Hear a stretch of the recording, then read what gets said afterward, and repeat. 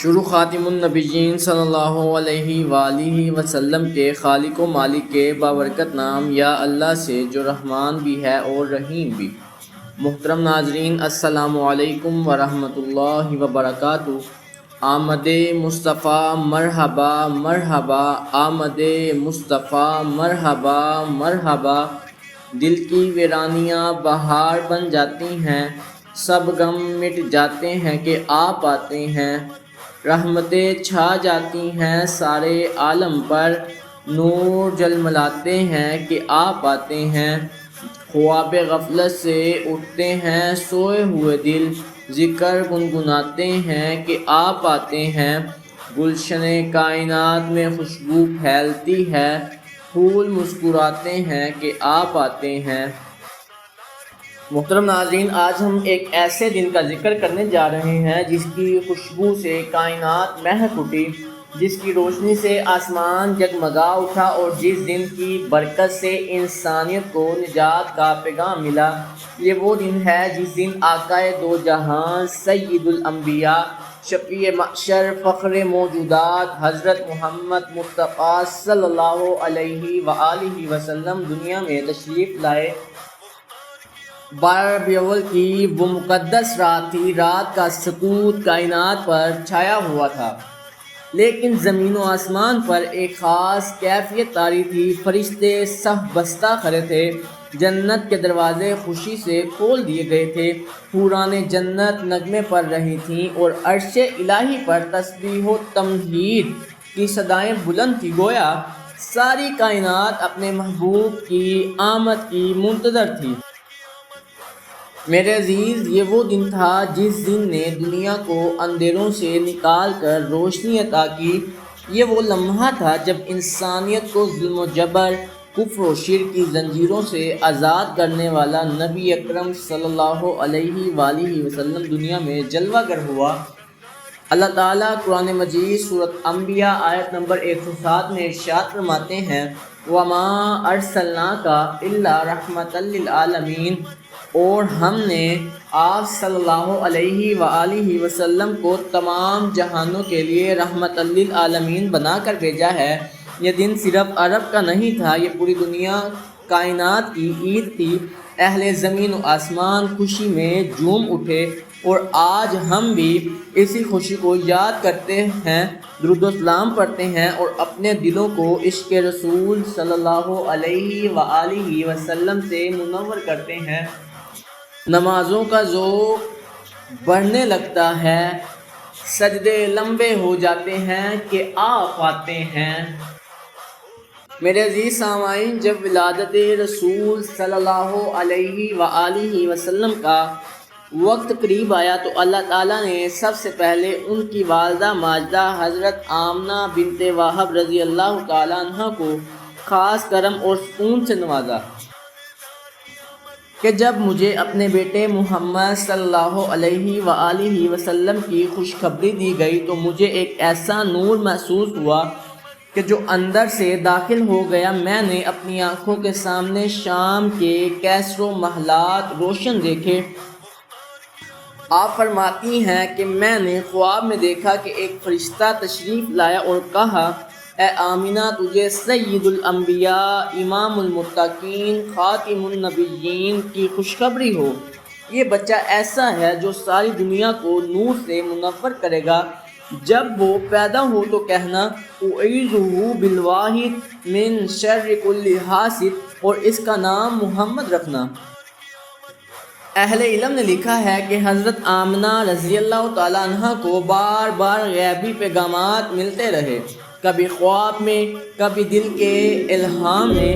فرشتے انہیں تسلی دیتے اور کہتے، یہ بچہ اللہ کا برگزیدہ اور آخری نبی ہوگا، اس کی ولادت سے زمین و آسمان خوشی میں ڈوب جائیں گے۔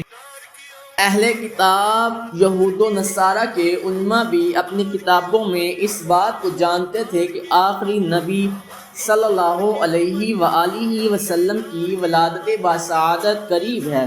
اس لیے اس وقت کئی اہل علم نے عرب کی طرف توجہ کی کچھ نے اپنی کتابوں میں نشانیوں کا ذکر کیا کہ آخری نبی فلاں قبیلے سے ظاہر ہوں گے۔ گویا اللہ تعالیٰ نے نبی اکرم صلی اللہ علیہ وآلہ وسلم کی ولادت سے پہلے ہی ان کی والدہ کو تسلی دے دی تھی کہ یہ بچہ کوئی عام بچہ نہیں بلکہ نبیوں کے سردار، امام الانبیاء اور جہانوں کے لیے رحمت للعالمین اور اللہ کے محبوب ہیں۔ دلوں میں عشق نبی بڑھنے لگتا ہے، ذکر گونج جاتے ہیں کہ آپ آتے ہیں۔ محترم سامعین، جب وقت ولادت مصطفیٰ صلی اللہ علیہ وآلہ وسلم کا وقت قریب آیا، اس وقت صرف مکہ مکرمہ ہی نہیں بلکہ پورا آسمان اور تمام کائنات ایک خاص نور اور خوشبو سے معمور ہو رہی تھی۔ فرشتے اپنی اپنی صفوں میں کھڑے تھے، ہر طرف تسبیح و تحلیل کی صدائیں بلند تھیں۔ عرش الہی پر فرشتے جھوم جھوم کر کہہ رہے تھے کہ آج وہ دن ہے جس کے لیے کائنات تخلیق کی گئی، آج اللہ کا محبوب دنیا میں آنے والا ہے۔ روایت ہے کہ جبرائیل علیہ السلام نے دیگر فرشتوں کو پکار کر کہا، اے فرشتوں خوشیاں مناؤ، اے فرشتوں خوشیاں مناؤ، تمہاری دعاؤں کی قبولیت کا وقت آ گیا ہے۔ وہ ہستی آ رہی ہے جس کے وسیلے سے امتوں کی بخشش ہوگی۔ بعض روایات میں آتا ہے کہ جبرائیل، میکائیل، اسرافیل اور عزرائیل علیہ السلام اپنی اپنی جماعتوں کے ساتھ زمین کی طرف متوجہ ہوئے تاکہ اس عظیم لمحے کے شاہد بن سکیں۔ جنت میں دروازے کھول دیے گئے، پرانے جنت نے ساز و نغمے شروع کیے، گویا وہ اس استقبال کے لیے تیار کھڑی ہوں۔ جنت کے درخت جھومنے لگے اور اس کی نہریں تسبیح کرنے لگی، ستارے آسمان پر یوں ٹمٹما رہے تھے جیسے چراغاں ہو رہا ہو۔ یہ سب منظر اس بات کا اعلان کر رہا تھا کہ کائنات سب سے حسین لمحہ آنے والا ہے۔ ناظرین، نبی اکرم صلی اللہ علیہ وآلہ وسلم کی ولادت کے قریب مکہ مکرمہ میں کچھ عجیب معجزات ہوئے۔ فارس کے آتش کدے کا بجھ جانا۔ فارس ایران میں مجوسی لوگ ایک بڑی آگ کی عبادت کیا کرتے تھے جو تقریباً 1000 سال سے مسلسل جل رہی تھی، لیکن جب نبی اکرم صلی اللہ علیہ وآلہ وسلم کی آمد کا وقت قریب آیا، وہ آگ اچانک بجھ گئی۔ اس پر وہاں کے پجاری حیران رہ گئے اور سمجھ گئے کہ کوئی بڑی تبدیلی آنے والی ہے۔ کوفہ اور مکہ کے بتوں کا گر جانا۔ کعبہ اور دیگر مقامات پر لگائے گئے بت اچانک اپنی جگہ سے گر گئے۔ یہ منظر اس بات کا اعلان کر رہا تھا کہ اب دنیا میں وہ ہستی آنے والی ہے جو بت پرستی کے اندھیروں کو ختم کر کے توحید کا پیغام لائے گی۔ کوفہ اور مکہ کے بتوں کا گر جانا۔ کعبہ اور دیگر مقامات پر لگائے گئے بت اچانک اپنی جگہ سے گر گئے۔ یہ منظر اس بات کا اعلان کر رہا تھا کہ اب دنیا میں وہ ہستی آنے والی ہے جو بت پرستی کے اندھیروں کو ختم کر کے توحید کا پیغام لائے گی۔ دریائے ساوا کا خشک ہو جانا۔ دریائے ساوا ایک مشہور جھیل تھی جو مدتوں سے بہہ رہی تھی، لیکن اچانک وہ خشک ہو گئی۔ لوگوں نے اسے بھی ایک بڑی نشانی کے طور پر لیا۔ کیسر کسریٰ میں زلزلہ اور شگاف۔ ایران کے بادشاہ کسریٰ کے محل میں زلزلہ آیا اور اس کے 14 کنگرے گر گئے۔ اہل علم نے اس واقعے کی یہ تعبیر کی کہ کسریٰ کے بعد 14 بادشاہ آئیں گے اور پھر اس کی حکومت ختم ہو جائے گی، اور ایسا ہی ہوا۔ تو کسی نے کیا خوب کہا کہ تو اجے میرا محبوب نہیں دکھا، تو ویکھ کے چن شرماوے، ادھی راتی دن چڑھ جاوے، جے سو پردہ ہٹاوے، جے او ہاتھ پھلاں وچ رکھے تے پھلاں دی شان ود جاوے، بجلی ڈردی لشک نہ مارے، مطلب بے ادبی ہو جاوے، جے ہو جاوے سیڈ چمن دی گلشن سیس نہ واوے، علم خدا نے انہاں دتا عقلاں وچ نہ آوے، عقل خدا نے انی دتی علماں وچ نہ آوے، توبہ توبہ توبہ توبہ توبہ توبہ، حسن سجندہ چال نہ چلی جاوے، آدم ایڈا سونا ماہی سن کدرے نظر نہ آوے۔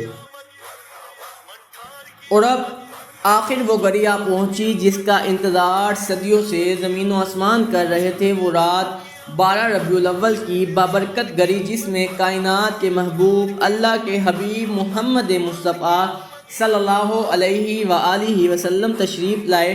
حضرت آمنہ رضی اللہ تعالیٰ عنہ فرماتی ہیں جب میرا لخت جگر پیدا ہوا تو میں نے دیکھا کہ میرے کمرے میں ایک ایسا نور پھیل گیا جس سے شام کے محلات روشن ہو گئے۔ آپ کی ولادت پر ایسا لگا جیسے کائنات کی فضاؤں میں ایک نیا سورج طلوع ہوا ہو۔ آپ کی ولادت پر ایسا لگا جیسے کائنات کی فضاؤں میں ایک نیا سورج طلوع ہو گیا ہو۔ نور ہر سمت چھا گیا، خوشبوؤں نے فضا کو معطر کر دیا اور دلوں پر ایک عجیب سی راحت اور سکون اتر آیا۔ روایت میں آتا ہے کہ آپ کی پیدائش کے وقت سجدے کی حالت میں تھے۔ آپ پیشانی زمین پر ٹکائے ہوئے اور دونوں ہاتھ اٹھائے اللہ کی حمد بیان کر رہے تھے۔ فرشتے نازل ہوئے، ایک جماعت نے نبی اکرم صلی اللہ علیہ وآلہ وسلم کو گھیر لیا اور خوشی سے نعرہ تکبیر بلند کیا۔ جبرائیل علیہ السلام سب سے پہلے حاضر ہوئے اور کہا اے آمینہ تجھے مبارک ہو، یہ وہ بچہ ہے جس کے سبب دنیا کو عزت ملے گی اور کفر و شرک کے اندھیروں کا خاتمہ ہوگا۔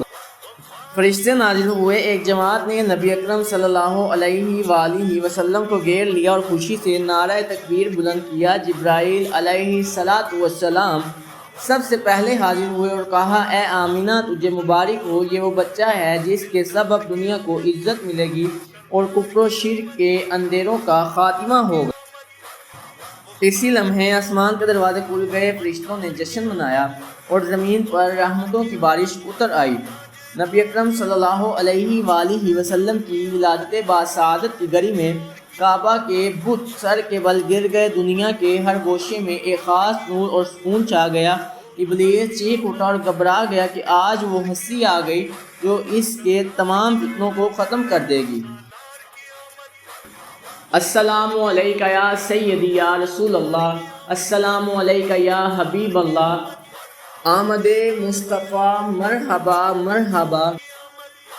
سلام ان پر جنہیں قرآن نے عظیم کہا، سلام ان پر جنہیں رب نے رحیم کہا، سلام ان پر جو شاہد و نذیر ہیں، سلام ان پر جو چراغ منیر ہیں، سلام اس چہرے پر جو نور کا چراغ ہے، سلام اس قامت پر جو حسن کا باغ ہے۔ السلام علیکہ یا سید الاولین والآخرین، السلام علیکہ یا شفیع المعذبین، السلام علیکہ یا رحمت للعالمین۔